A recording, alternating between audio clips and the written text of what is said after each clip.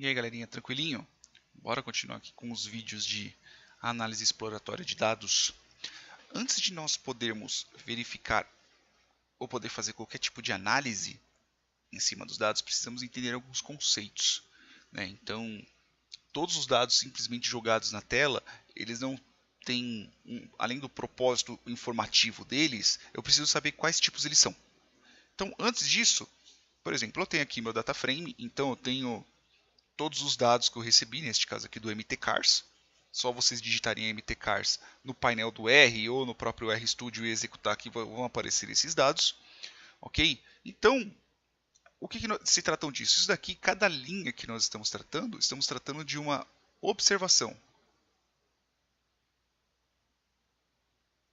Cada linha dela. Então, cada linha que eu tiver, ela é uma observação. Então, eu estou fazendo uma observação do que?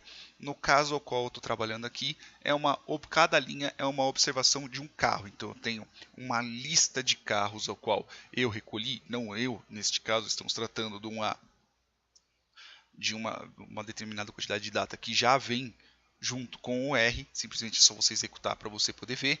Né? E cada linha dela eu vejo um carro diferente. Tem que ser exatamente dados diferentes, tem que ser exatamente pessoas diferentes, vistas diferentes, depende muito do que você está tratando, né? Mas, a grosso modo, cada linha ela é uma observação diferente. Então pode até ser a mesma pessoa ou a mesma coisa ao qual você está vendo, mas cada vez que você verifica é uma observação. Então, por exemplo, eu tenho lá, vamos chamar assim, eu tenho um deck de cartas aqui, ok? Então, tem que é carta pra caramba, tá? E cada carta que eu puxo, eu vou ter, vamos chamar aqui que eu tenha achei aqui o J lá, esqueci qual que é, desse daí do bendito das cartas lá, que é o príncipezinho. Quando eu verifico essa carta, ela é uma observação. Então, veja que a carta em si, ela é uma observação, mas existem características dela que eu posso distinguir, que eu posso verificar, eu posso inclusive anotar esse tipo essa característica que vai distinguir entre aquela carta com as outras cartas as quais eu estou observando. E esses daqui são as calopsitas aqui de casa, não pode escutar eu falar de dia que começa a piar. Então, cada característica da observação são as variáveis.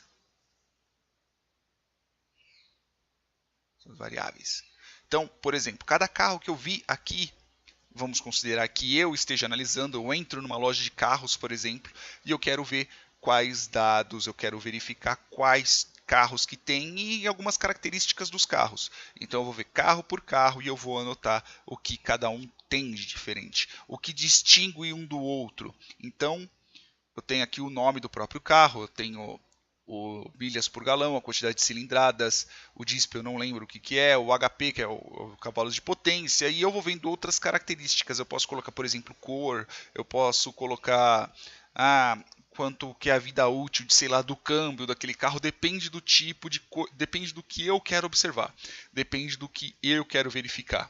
Então, quantas variáveis eu posso ter em uma coisa, quantas variáveis eu posso ter naquilo que eu estou analisando? Vai de 1 a n. Você pode verificar somente uma, como por exemplo, eu posso puxar uma carta e verificar somente qual que é o valor dela, ok?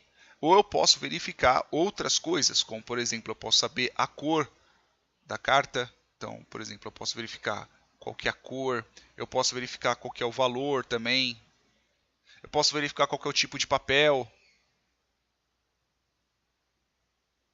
Ou neste caso aqui eu estou tratando de material, então pode ser, sei lá, papelão, papel machê, pele de porco, sei lá, eu posso verificar o fabricante. E veja que depende muito do contexto ao qual você está analisando e do que você precisa, você vai ter N variáveis diferentes para uma determinada observação. Então, pode ser que também, por exemplo, esse valor, o tipo de papel, eu não sei, por exemplo, de algumas, eu posso saber de outras, determinadas cartas têm, outras cartas não.